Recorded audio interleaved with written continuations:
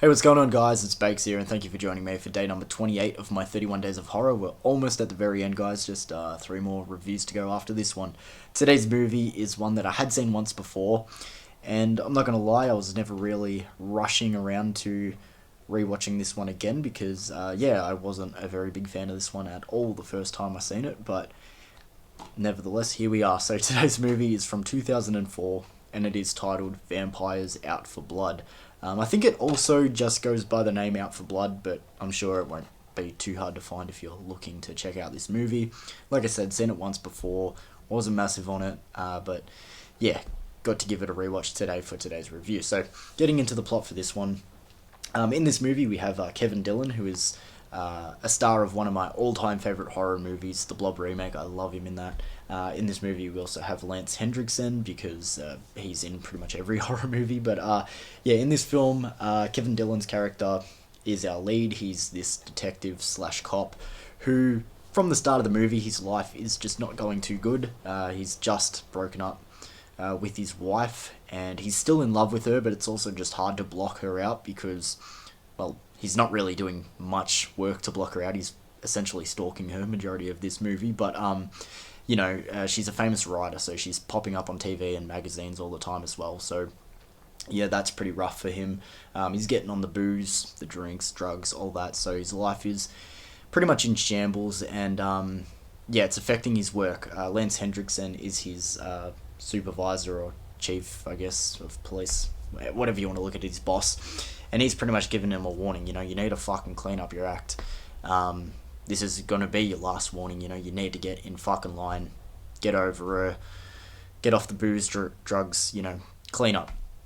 And he gives him this assignment to find this girl that's been missing. Now, Kevin Dillon's character, I forget his name, Hank, it doesn't take him very long to find this girl at all, actually. He finds her at a nightclub pretty swiftly, and she talks him into coming back with her and a group of friends to, yeah, an orgy. No way of beating around the bush there.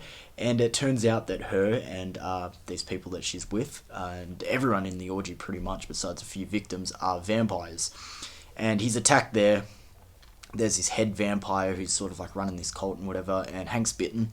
When he comes to in the morning, you know, he's trying to explain to Lance Hendrickson, his boss, you know, they're vampires and I found her, and, you know, there's all this crazy shit going on, and obviously he sounds crazy, and, you know, he was told to get off the drugs and drinks, and if you're telling a story about vampires attacking you, it doesn't make your story very plausible, you know, so, you know, he's told you're pretty much done there.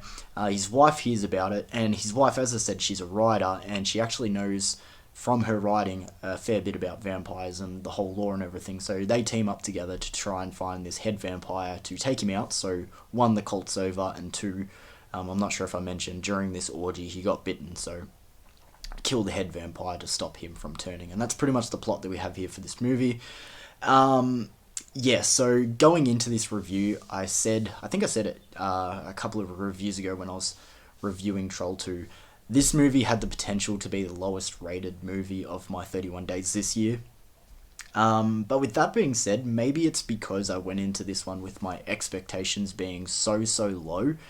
This movie wasn't as bad as I remembered it being. With that being said, it's still not a good movie at all, but like, I really was like dreading going into this one, and yeah, it's not good, but there's been worse movies to watch, and I got through it. Like other not great movies, just for example, through the 31 days, because through this time I've been, you know, watching at least a movie a day, so it's been a pretty consistent flow. Through other not great movies over the 31 days, even though the movie's not anything special or anything like that, there's moments and highlights you can take from it, and for, like, you know, a portion of the movie, it's tolerable. You know, for example, watching this one, it gets to like the 45-minute mark, and everything from that point on, the best way I can think to put it is, like, I've been playing along. Like, I know the movie's not great, but I'm sucking it in, and I can tolerate it, and I'm like, okay, it's not so bad. But then once it gets to like the 45-hour mark, it does just become a little bit too much and a bit of a drag, and it's sort of the case for this one. I can only play along for so long. it's sort of an action horror, and that action and horror have never been, two genres that I'm massively a fan of having together. And then, put on top of that the story and the script, and just in general, this movie's making isn't the greatest. There's some funny moments, like especially some of the fight sequences and kills. There's this one where he's not a vampire, but something else. He gets like hung from the roof, and they pull like this noose up, and I thought that was pretty funny and whatever. The vampires in this movie are okay. Like, it's pretty much generic makeup prosthetics that you'd kind of see for a vampire movie. It's just kind of fine. Their style is pretty cool. It's like this sleek punk goth kind of aesthetic to it. Some weird vampire lore and creatures in this one. Like, there's this creature that I've never seen in any other vampire movie before, and they explain like what their powers and abilities are, and like I'm trying to understand why they're any different to a normal vampire anyway. And I just feel like it's written into this movie just for the sake of trying to have something different. I don't know. There's some over the top cheesy shit and one liners going on in this movie that, I don't know, keeps it fresh, and even if you're not a fan of one liners and whatever, it's at least something.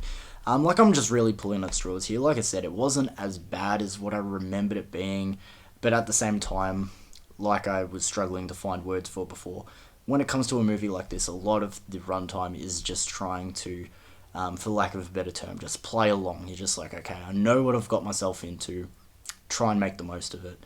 And in a way, I feel like I did. Giving this one a rating out of 10, like, it's not really a movie I recommend. But I'm trying to think, like, what review did I say this one was?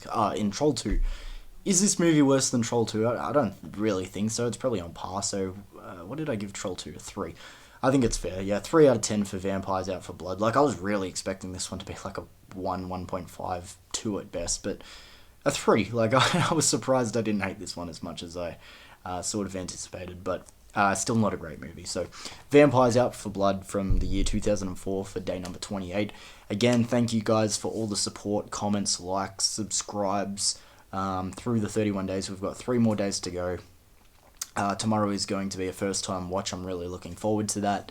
And yeah, coming into the closing stretch now of the 31 days. Thank you for joining me, guys, and I'll see you tomorrow for day number 28.